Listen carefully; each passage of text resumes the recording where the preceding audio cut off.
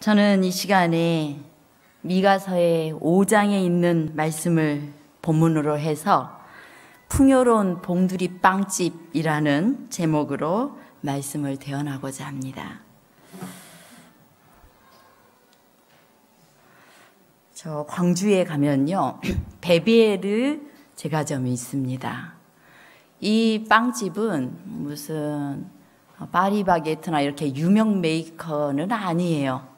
그런데 개인이 하는 그런 빵집이었는데요.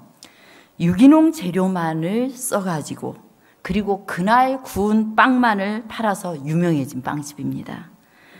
그리고 그곳에서는 모든 빵의 시식이 가능했고요. 또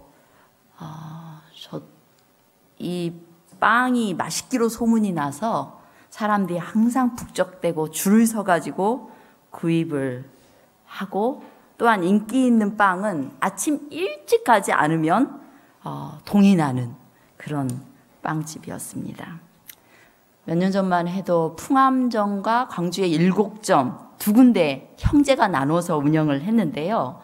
현재는 이제 인터넷에도 찾아보니까 뭐 봉선동, 뭐 두암점, 뭐 롯데백화점 좀 하고 몇 군데가 더 있더라고요. 이 빵집. 왜 오늘 우리 봉두리교회 빵집이라고 했는가 한번 말씀을 보겠습니다. 우리 미가서 5장 2절에 있는 말씀 읽겠습니다. 베들레헴 에브라다야, 너는 유다 족속 중에 작을지라도 이스라엘을 다스릴 자가 내게서 내게로 나올 것이라. 그의 근본은 상고의 태초에니라. 베들레헴 에브라다는 어떤 장소죠? 우리 꽤 유명한 장소예요. 베들레헴은 어떤 곳입니까? 예수님이 탄생하신 장소입니다. 이 베들레헴은 본래 에브랏 혹은 에브라다라는 명칭으로 불렸던 성읍이었어요. 그래서 이 두 단어를, 똑같은 말인데 두 단어를 함께 언급하고 있는 곳이 몇 군데 나옵니다.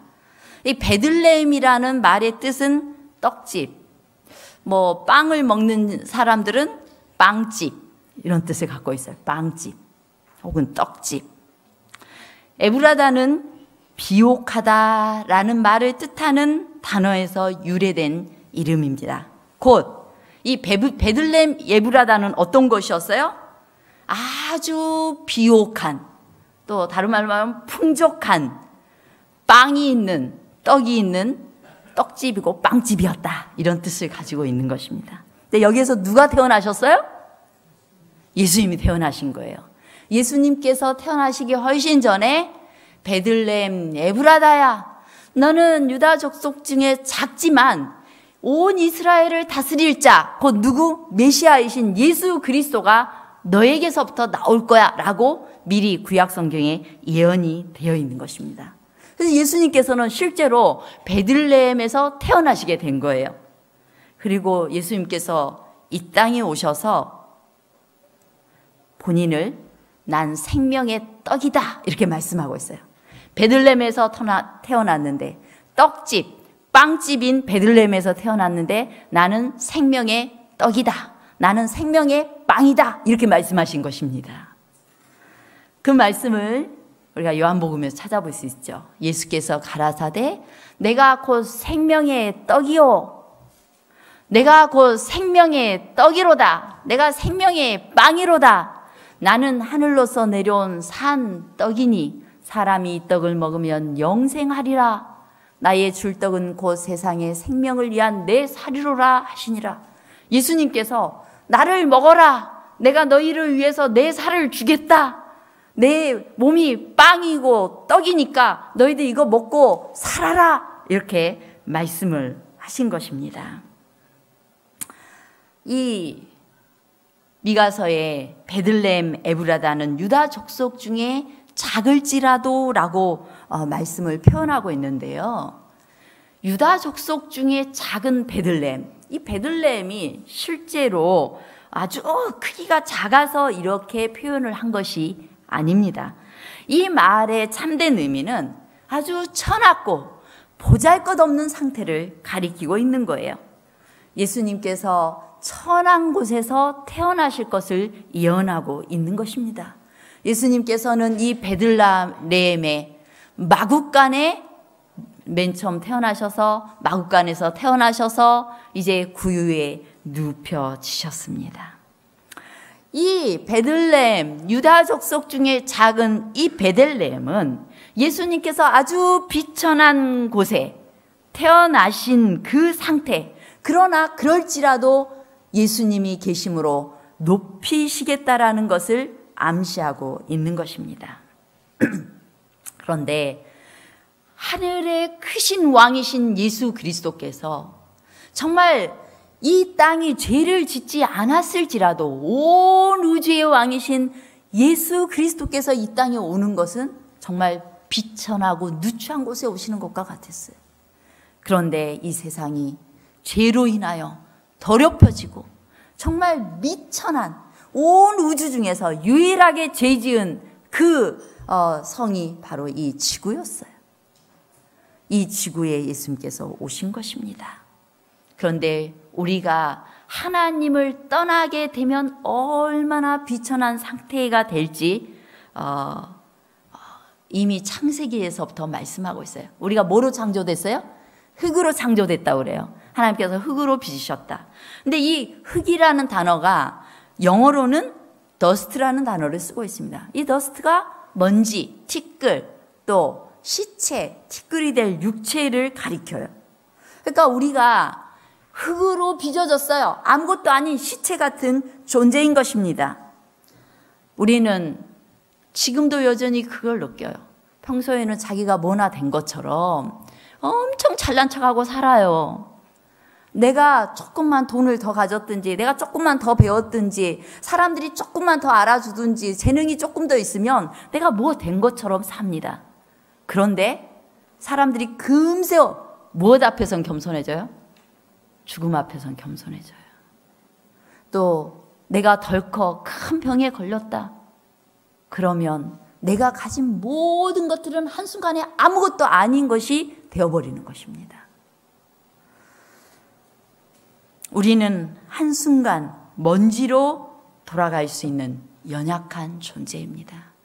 제가 어제 비행기 사고 난 것들을 쫙 한번 살펴봤는데, 비행기 사고가 나서 대통령도 죽고, 참 부자인 부호도 죽고, 또 가수도 죽고, 피겨 스케이팅 하던 은메달 따고 돌아오던 어떤 선수들도 한 커플 죽고, 예의가 없더라고요.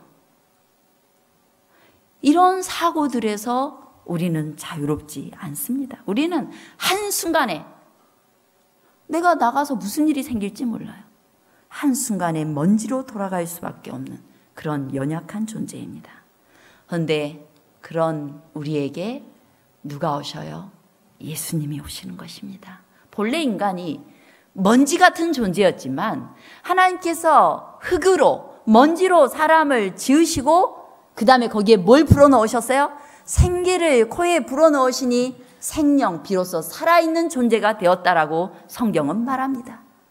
곧 우리가 생기를 빼고 나면 우리는 살아있는 존재가 더 이상 아니에요. 예수, 생명이신 예수님이 우리 안에 있지 않은 사람은 살아있지만 70년, 80년 죽을 그 죽음을 향해 가는, 우리 꽃을 꺾어놓은 꽃꽂이 같은 인생인 거예요. 잠시 동안 밥 먹고 공기 숨 쉬고 이래서 살아있는 것처럼 착각하지만 실제로는 살아있는 게 아닌 죽은 거예요. 죽음에서 자유롭지 않기 때문입니다. 하나님을 떠난 이유로, 하나님께서 우리에게 계시지 않은 이유로 일단 이 세상에는 온통 시체들이 널브러진 거예요. 여러분, 나가서 하나님을 믿지 않는 경우에는 참 생명이 없어요. 다 죽을 운명이기 때문에 그냥 시체들이 아직 살아있는 줄 착각하고 아직 까딱까딱 움직이니까 나 살아있다고 잘난 척하고 살아가고 있는 거예요. 인간이 죄로 인하여서 정말 비참한 상태에 처해지게 되었습니다. 예수님께서 다시 산떡이신 예수님께서, 생명이신 예수님께서 우리 안에 오셔서 다시 전기를 충전시키시고 하늘의 생명과 연결시키셔서 살아있는 존재로 살기 위해 예수님께서 이 땅에 오셨습니다. 우리는 그분을 통해서 의미 있는 존재가 되고, 그분을 통해서 살아있는 존재가 되고, 그분을 통해서 우리가 우주에서 영화롭게 되어지는 것입니다.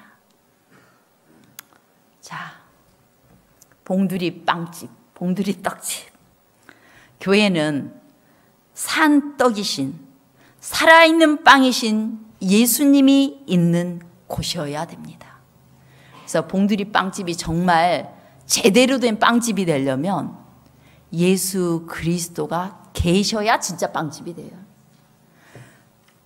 겉은 빵집하고 이렇게 이름을 매달아 놨는데 예수님이 안 계시면 무슨 빵집이 돼요? 빵 없는 빵집이 되는 거예요. 예수님이 떡이요 빵이시기 때문입니다. 교회 건물에서 예수님을 빼버리고 나면 무의미하고 생명력 없는 시멘트 콘크리트에 불과한 것입니다.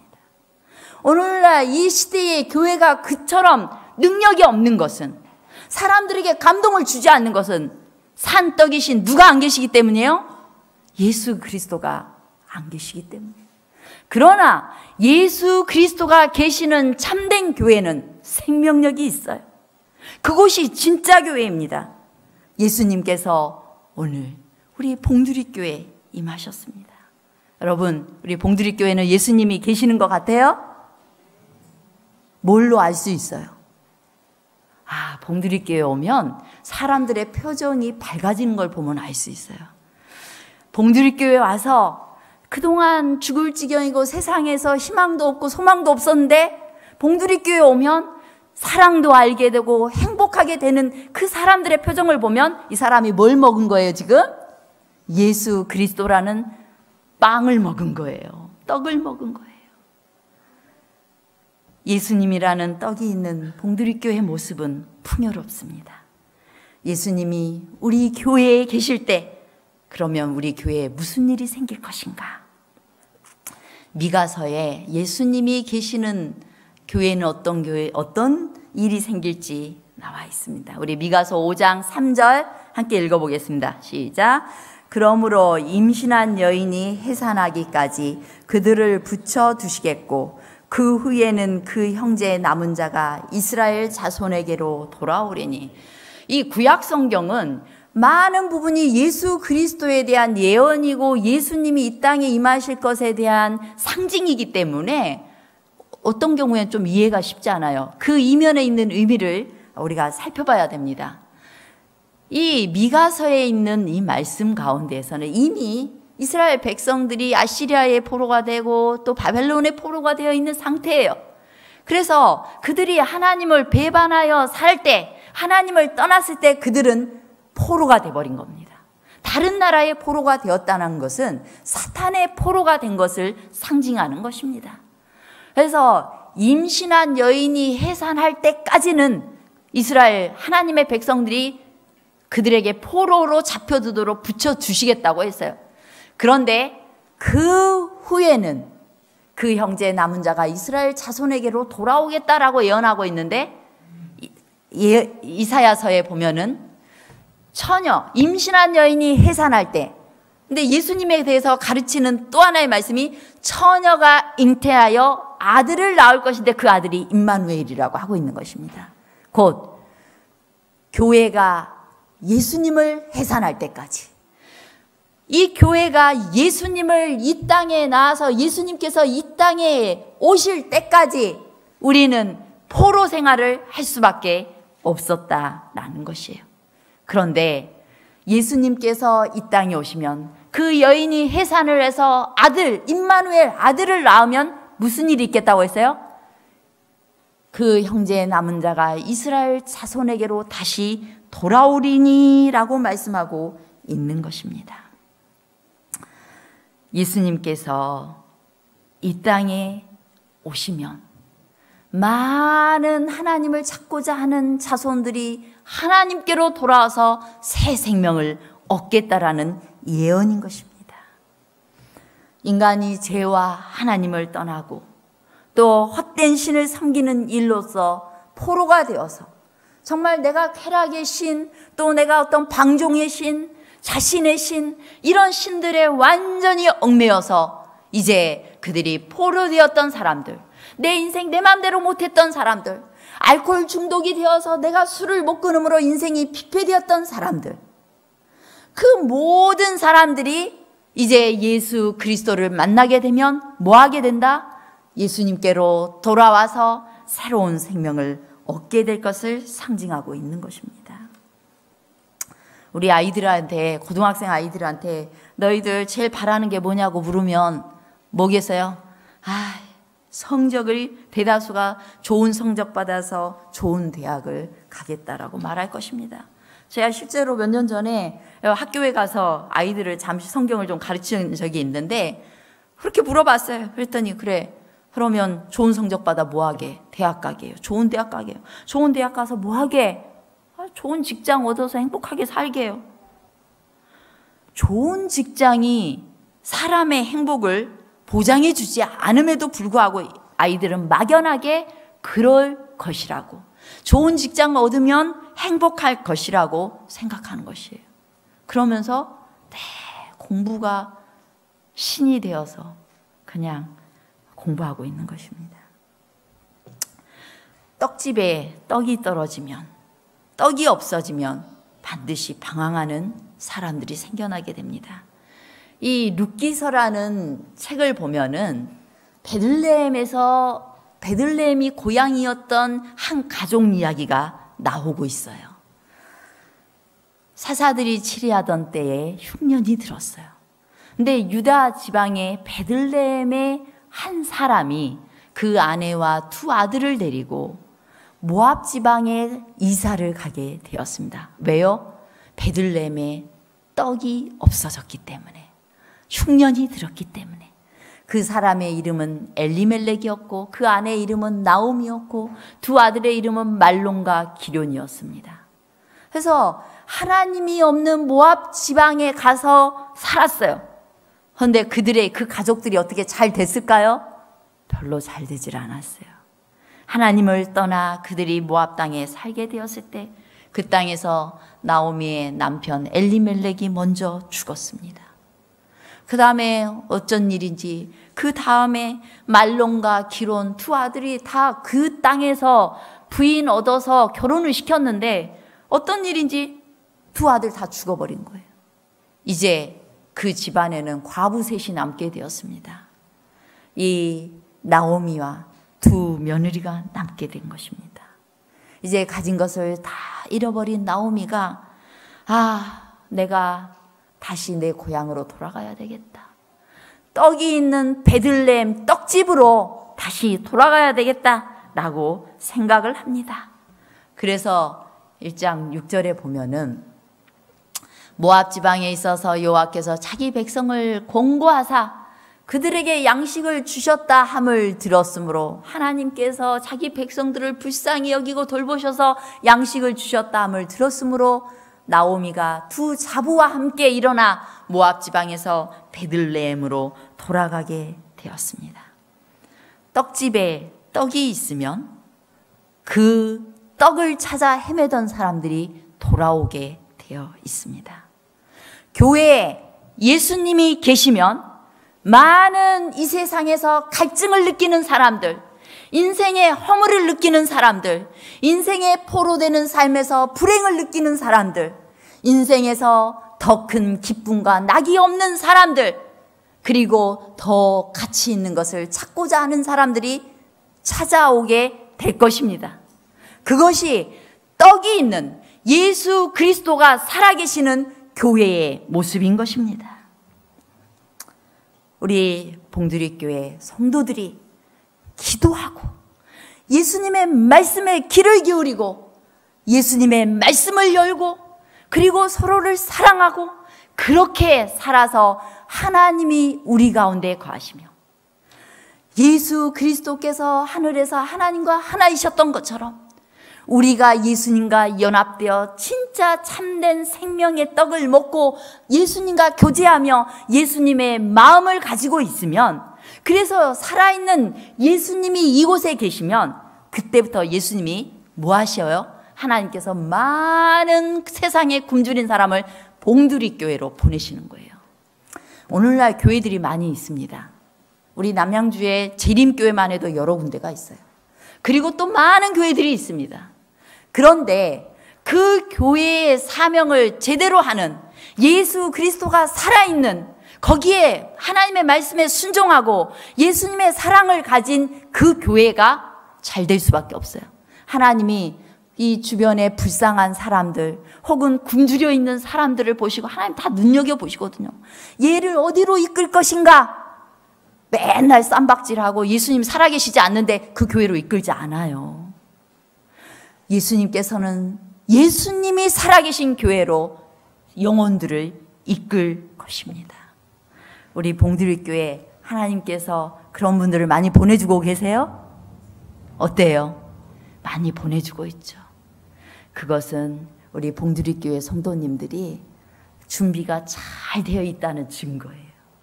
아마도 그분들을 받아들일 마음이 되어 있기 때문에 예수님께서 보내주고 계시는 겁니다. 자, 그러니까 우리가 더 어떻게 해야 되겠어요? 떡 먹으려고 온 사람들에게 떡 없어 가시오 이렇게 하면 되겠어요? 아니요. 산 떡이신 예수님을 소개하기 위해서 온 마음을 다해 또 표정으로 진심을 다해서 그 산떡이신 예수님을 나눠 먹기 위해서 노력해야 되는 것입니다. 그래서 누구라도 봉두리 교회에 온 사람들에 대해서 어떻게 하셔야 되겠어요? 사랑해 주시기 바랍니다. 안아주시기 바랍니다. 그리고 여러분 자신이 이 산떡이신 예수님을 많이 먹으시기 바랍니다. 그럼 떡을 어떻게 뜯어 먹어야 돼요? 어떻게 먹어야 돼? 이 이상한 집단이 아니에요. 예수 그리스도는 말씀이에요. 그래서 말씀을 듣고 묵상하고 연구하고 그리고 기도를 통해 예수님과 교제를 나누는 것, 그것이 예수님을 취하는 거예요. 그렇게 할 때 우리가 먼저 배부르고 행복하게 될 것입니다. 두 번째, 떡이 있는 교회는 예수님으로 말미암아 평안을 누리게 될 것입니다. 우리 4절 5절 함께 읽어보겠습니다. 시작. 그가 여호와의 능력과 그 하나님 여호와의 이름의 위엄을 의지하고 서서 그 때에게 먹여서 그들로 안연히 거하게 할 것이라. 이제 그가 창대하여 땅끝까지 미치리라. 이 사람은 우리의 평강이 될 것이라. 이 사람이 누구예요? 예수 그리스도예요. 예수 그리스도께서 우리 가운데 거하시고 떡이 되셔서 우리 안에 거하시면 포로되어서 피폐되었던 인생들이 다 어떻게 되겠다고요? 안연히 거하고 창대해서 땅끝까지 미치게 되겠다라고 말씀하고 있습니다. 자, 아가들이 표정이 어때요? 행복해 보이죠? 여러분들도 맛있는 게 탁 풍성하게 차려져 있으면 여러분 표정이 어때요? 환해지죠? 이 아가들이 지금 부족한 게 없이 풍족하게 먹고 나니까 생글생글 웃고 있고 먹는 것을 행복하게 보고 있어요. 제가 언젠가 이야기했나요? 아주 제가 조금 젊었을 때 20대 때 청년 지도자 대회가 있어서 일본에 갔어요. 일본에 가서 이제 세계 각국의 청년들이 다 모여서 이제 식사를 주니까 식사가 무슨 식사겠어요? 빵, 샐러드, 뭐 이렇게 과일 한 쪽 이렇게 해서 도시락으로 주는 거예요. 근데 한국인들이 그거 먹고 살 수 있어요, 없어요? 한 끼만 먹어도 두 끼째는 힘든데 몇 날 며칠을 그걸 먹으려니까 너무 힘이 드는 거예요. 그래서 우리 이제 연합회 청소년 부장님이 우리가 막 한국 청년들 원성이 높으니까 이제 주최 측에다 이야기했어요. 우리에게 밥을 달라 했어요. 밥을 주세요. 그러니까 정말 그걸 받아들여가지고 밥이 나왔어요. 근데 이렇게 나왔어요. 빵 대신 밥, 샐러드, 과일 한 쪽 이렇게 나온 거예요. 그러니까 우리가 맛있게 먹었겠어요? 아우, 너무 괴로운 거예요. 그런 상황이었는데 어느 날 갑자기 이 밥을 타는데 한국 그 사람들이 이렇게 줄을 쫙 서 있으면서 한쪽에 난리가 나 있는 거예요. 도대체 뭔 일인가 해서 나도 줄을 섰죠. 그랬더니 그 괌에 있는 한인교회에서 한국에서 온 대표자들을 위해서 요만한 통에다가 깍두기를 담아 오신 거예요. 그래서 깍두기를 이제 조금씩 이렇게 다 나눠줬는데 저는 뒷줄에 서가지고 이제 어느 지점부터는 국물만 밥에 끼얹어 주기 시작하는 거예요. 근데 제 앞에 어떤 목사님 사모님이 계셨는데 그 사모님이 마지막 깍두기 국물을 받았어요. 저는 깍두기 국물도 못 얻은 거예요. 그때 사모님이 저를 불쌍히 여겨서 자기 위에 건져진 그 깍두기 국물이 섞인 밥을 이렇게 저에게 조금 나눠주셨는데요. 근데 놀랍게도요, 그러고 나니까 한국 청년들의 표정에 생기가 돌기 시작했어요. 막 힘이 나기 시작한 거예요. 그러니까 그 주변에 있던 다른 나라에서 온 청년들이 다 놀래가지고 신기해가지고 한국인들만 보면은 김치 파워 뭐 이러는 거예요. 예, 우리가 풍족하게 정말 우리에게 생명을 주는 예수 그리스도와 교제하는 그러한 사람들은 평안하게 됩니다. 만족하게 됩니다. 예수님께서 우리에게 이렇게 말씀하세요. 평안을 너희에게 끼치노니 곧 나의 평안을 너희에게 주노라. 내가 너희에게 주는 것은 세상이 주는 것 같지 아니하니라. 너희는 마음에 근심도 말고 두려워하지도 말라. 근데 신기한 게 예수님이 이 말씀 대신 이렇게 해줬으면 얼마나 좋았을까요? 야, 네가 나를 믿기 시작한 순간부터 내가 어려운 일은 싹 없애버리겠다. 네가 나를 믿는 순간부터 뭐든지 잘 될 거야. 네가 공부 안 하고 시험 쳐도 100점. 그리고 또 네가 뭐 별로 열심히 일 안 했는데도 갑자기 돈이 확 떨어져. 그리고 로또 복권 하나 사면 무조건 당첨. 이렇게 써놨으면 얼마나 좋았겠어요. 그럼 엄청 행복했을 텐데. 그랬을까요? 예수님이 약속하신 행복과 평안은 그런 게 아니에요. 우리에게는 여전히 시련도 있을 것이고 질병도 있을 것이고 어려운 일도 있을 것이고 부도나는 일도 있을 것이고 건강을 잃는 일도 있을 거야.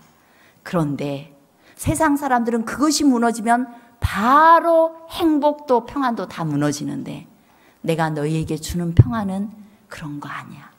세상이 주는 거하고는 달라. 그런 거 이러든지 저러든지 너희가 근심하지 않고 두려워하지 않을 수 있는 평안. 예수 그리스도를 의지하기만 하면 내가 너희에게 평안을 주겠다. 이렇게 약속하고 있는 것입니다. 그러니 우리가 지금 평안하지 않고 행복하지 않다면 지금 누구 못 만나서 그러는 거예요? 예수님을 바라보지 않는 거예요. 예수님을 먹지 않은 거야. 예수님과 교제하지 않는 거야. 그러면 금방 나 열받게 하면 불행해지고 뭔가 망하면 불행해지고 이렇게 되는 거예요. 잠시 흔들릴 수는 있지만 그러나 그 가운데서 우리와 함께 하시는 선하신 하나님, 살아계신 하나님, 그 하나님께서 나와 함께하고 계시다라고 믿을 때 두려워하지 않고 용기 있게 이 세상을 살아나갈 수 있는 것입니다. 예수님을 만나시기 바랍니다. 예수님과 깊은 교제 속에서 그분의 떡을 취하시기 바랍니다.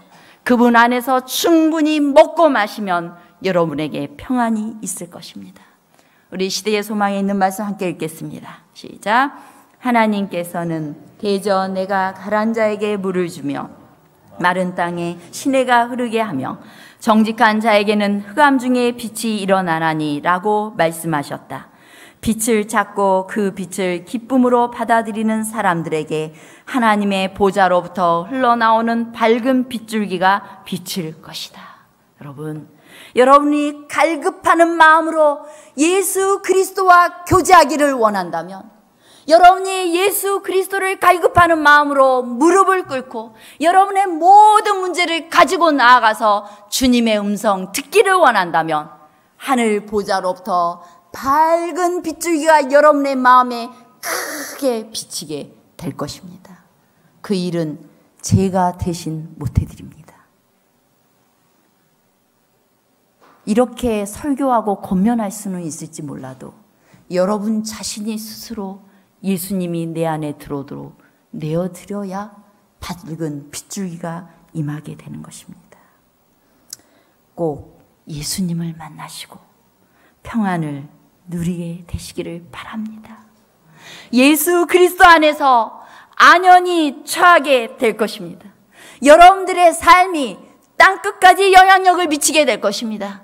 나란 존재는 미약하지만, 무식하지만, 아무것도 아니지만 나를 예수님께서 빛나게 하셔서 예수님의 모습을 가진, 하늘의 빛을 가진 그런 사람으로 나를 변화시킬 것입니다. 그러한 평안을 우리가 비칠 때, 또 그런 평안을 나타낼 때 사람들은 신기해서 또다시 예수님을 찾게 될 것입니다. 우리 예수 그리스도가 계신 봉두리교회 빵집에는 지도자들을 통해 이제 모든 일들에서 승리케 하고 창대케 하는 일이 일어나게 될 것입니다. 좀 길지만 함께 우리 남성들이 짝수절 읽으시고 여성들이 홀수절 읽겠습니다. 그렇게 한번 읽어보겠습니다. 시작.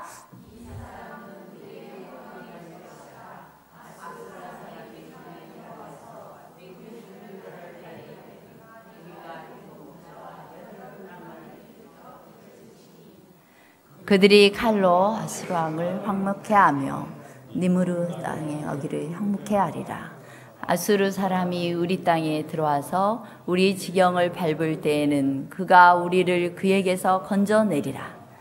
야곱의 남은 자는 많은 백성 중에 있으리니 그들은 여호와께로서 내리는 이슬 같고 풀이에 내리는 단비 같아서 사람을 기다리지 아니하며 인생을 기다리지 아니할 것이며 야곱의 남은 자는 열국 중과 여러 백성 중에 있으리니 그들은 수풀의 짐승 중에 사자 같고 양떼 중에 젊은 사자 같아서 만일 지나간즉 밟고 찢으리니 능히 구원할 자가 없을 것이라. 함께 내 손이 내 대적 위에 들려서 내 모든 원수를 진멸하기를 바라노라. 아멘.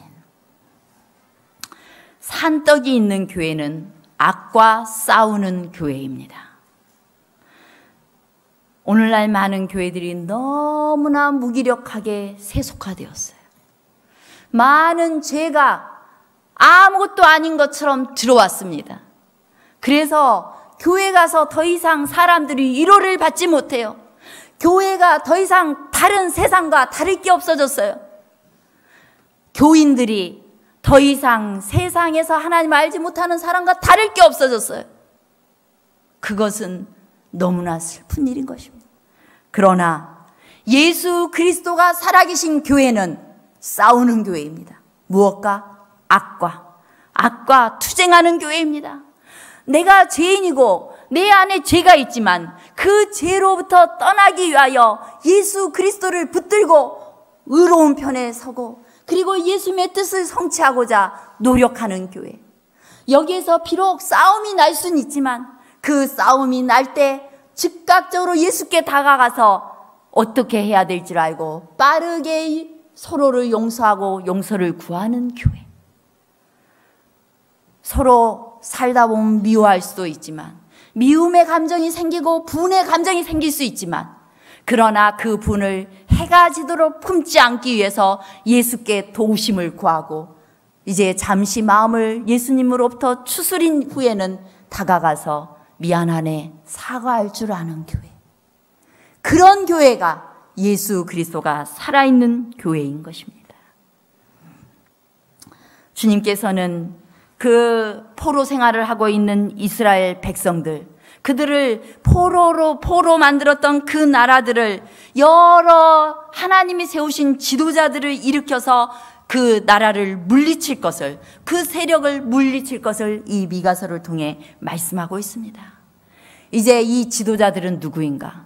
목사도 되고 장로도 되지만 이 지도자들은 이제 이 봉두리교회 곳곳에서 일어나는 그리스도를 만난 하나님의 일꾼들이고 하나님의 제자들인 여러분들입니다. 성도들입니다. 성도. 우리가 이제 집사 안 된 분을 성도님이라고 호칭을 해서 어떤 분들은 나 겨우 성도여가지고 창피해 뭐 이러는데 성도가 목사도 성도고 장로도 성도 다 성도예요. 얼마나 귀한 이름인지 몰라요. 거룩한 백성이라는 이 이름은, 이 호칭은 굉장히 귀한 것입니다. 거룩한 하나님의 백성이 된 사람들, 예수 그리스도의 제자가 된 사람들, 예수 그리스도의 일꾼이 된 사람들, 그 사람들이 누구를 닮아 있어요? 예수님을 닮아서 예수님과 같은 능력을 가지고 일하게 될 것입니다. 지금도 이스라엘 사람들 사이에 최고의 영웅으로 꼽히고 있는 사람이 메눔바기 장군 모세 다얀 장군이에요. 근데 이 사람은 아주 이 전력이 아주 절대적인 열세 속에서도 어마어마한 승리를 이끌어낸 사람이었습니다. 그가 65만 명 정도의 이스라엘이 1억 4천 인구의 아랍 연합국을 이길 수 있도록 승리를 이끈 사람이에요. 근데 이 사람에게 도대체 어떻게 그 어마어마한 승리를 이끌어낼 수 있었습니까? 라고 질문하자 이렇게 대답했대요.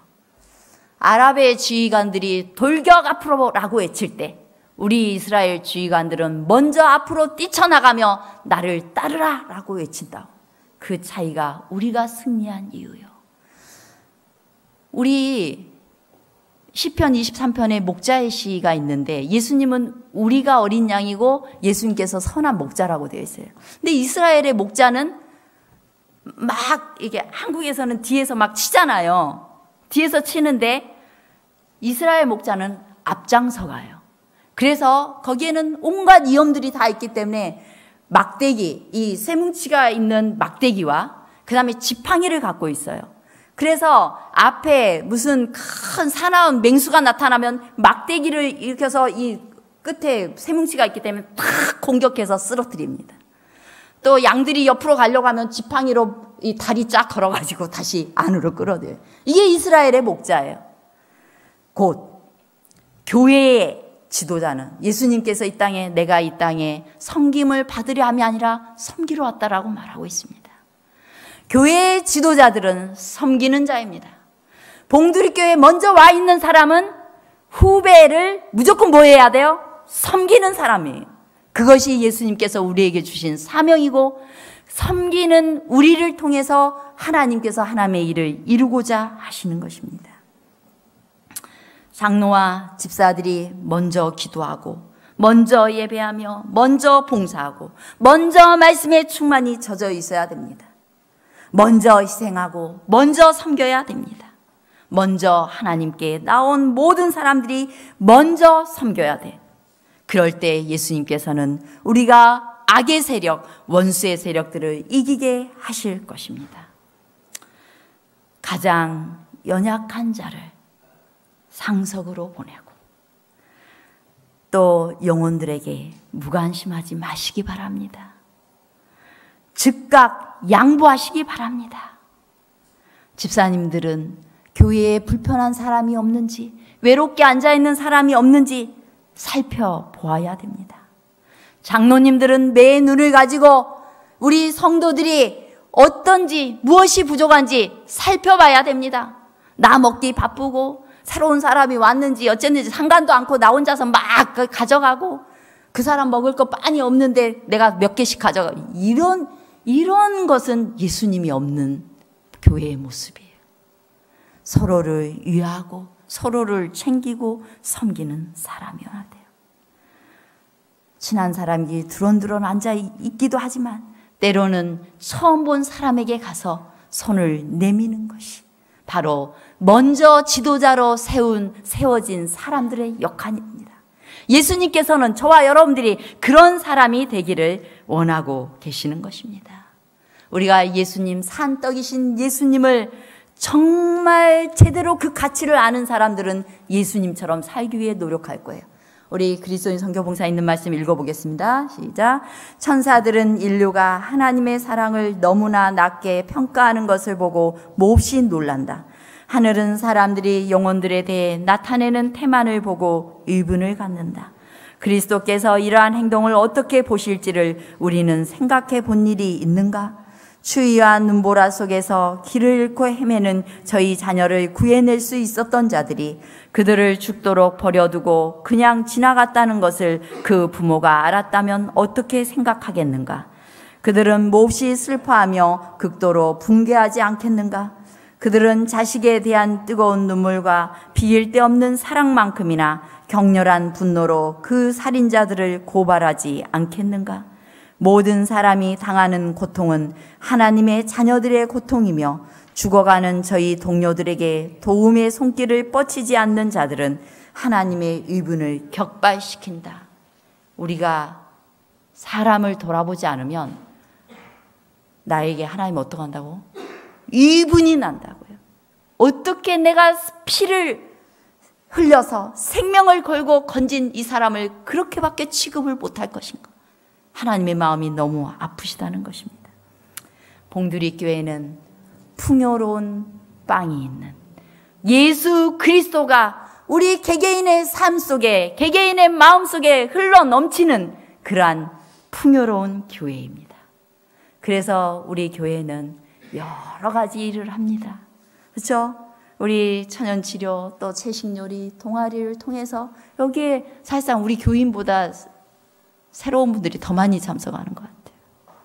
그분들을 돌아봐야 되는 거예요. 그분들과 함께하는 것입니다. 그분들과 사귀는 그 일을 우리는 계획하고 추진하고 있어요. 여러분, 우리 적극적으로 협력해 주시기 바랍니다. 힐링반이 있지만 제가 사진이 없어서 못 올렸어요. 우리 힐링반을 통해서 또 마음이 아프신 분들 오셔서 힘을 내게 되고 있습니다. 그분들에게 따뜻하게 해주시기 바랍니다. 그분들을 정말 밝게 안아주시고 또 포근하게 안아주시기 바랍니다. 교회가 패스파인더 뭐 이런 활동들을 할 때 우리 정말 젊은 남녀 집사님 장로님들이 애를 많이 쓰고 있어요. 안식일 저녁 늦게까지 간식을 준비하고 이런 일들이 쉬운 일은 아니에요. 그런데 이 아이들이 생명의 떡이신 예수님을 만날 수 있도록 정말 함께 계획하고 협력하고 헌신하는 모습을 보면 제가 너무 감사해요. 여러분, 우리 페파 활동을 하고 있는 이 젊은 분들을 향해 어깨에 토닥거려 주시고 가끔씩 후원금도 주시기 바랍니다. 가끔 밥도 좀 사주세요. 몇 명이 모아서. 이렇게 하면 어린 시절 내가 다녔던 이 교회에서 예수님을 만나고 예수님 똑 닮은 집사님과 장로님들을 만나게 되는 거예요. 그런 행복한 교회가 되었으면 좋겠습니다. 우리가 소그룹을 하고 학생회 청년회를 합니다. 또 소그룹을 통해서 여기 정말 이제 새신자와 또 새로 교회 나오시는 분들이 많이 오고 있어서 얼마나 행복한지 모르겠어요. 이곳에서 서로 사랑을 나누고 함께하는 이 시간들이 어떤 분들은 교회 매주마다 밥 준비하느라 고생한다고 하는데 하나도 안 힘들어요. 너무 행복해요. 그리고 함께하는 시간이 너무 좋습니다. 이러한 시간들이 교회에 마련되어진 것은 우리 예수 그리스도 산떡이신 예수님을 만족시키고자 하는 것입니다. 천연교회에서 함께하고 또 더드림 센터를 통해서 누구든지 어려운 분들이 있으면 나눠줄 수 있고 봉사할 수 있는 그런 곳. 이제 얼마 전부터 플롯반을 했어요. 누구라도 사실상 김신혜 집사님 너무 힘들어요. 지금 이 사랑이가 어린데 아기를 다른 사람의 손에 맡겨놓고 기꺼이 플롯을 배우고자 하는 사람들에게 최선을 다해서 가르쳐주고 있는 이 모습 너무 아름답습니다. 누구라도 여기에 초청되어지고 또 음악을 통해서 우리 예수님을 만날 수 있게 되기를 간절히 바랍니다. 우리 수고하시는 여러 봉사자들이 있어요. 집사님들 매번 식당에서 봉사하시고 수고해 주셔서 감사합니다. 또 마음을 다해서 특별한 일이 있을 때 떡을 주시고 떡 없는 날은 또 떡을 내시는 그런 분들이 계셔서 너무 감사합니다. 교회를 아름답게 꾸며주셔서 감사합니다. 이러한 모든 수고들이 바로 예수님께 헌신되어진 예수님을 만난 하나님의 백성들이 예수님의 모습으로 헌신, 봉사함으로써 우리 교회가 행복해진 것입니다. 우리 안식일 예배가 끝나면 여러분들의 기도 제목을 받아서 매번 그 제목들을 위해서 기도합니다. 그리고 하나님께서 응답해 주시는 그 일들을 우리가 내일인 것처럼 기뻐하고 있습니다. 이러한 교회여서 아름다운 것입니다. 우리 함께 이 교회에서 행복하시길 바랍니다. 마지막으로 산상보원 있는 말씀 읽고 마치겠습니다. 시작. 하나님과 조화를 이룬 사람은 하늘의 평화에 참여한 자이며 그 복된 가마를 사방으로 널리 퍼뜨리게 될 것이다. 화평의 정신이 세속적인 투쟁으로 피곤하고 거칠어진 사람들의 마음에 이슬과 같이 내릴 것이다. 그리스도를 따르는 자들은 평화의 기별을 가지고 세상으로 보내진다. 자신도 몰래 조용히 거룩한 생애의 가마를 끼치는 자는 누구나 그리스도의 사랑을 드러낼 것이다. 우리 생명의 떡이신 예수 그리스도를 마음껏 취해서 행복하시고 그 사랑을 다른 이에게 따뜻한 마음으로 나누며 사는 봉두리 교회가 되시기를 간절히 바라겠습니다.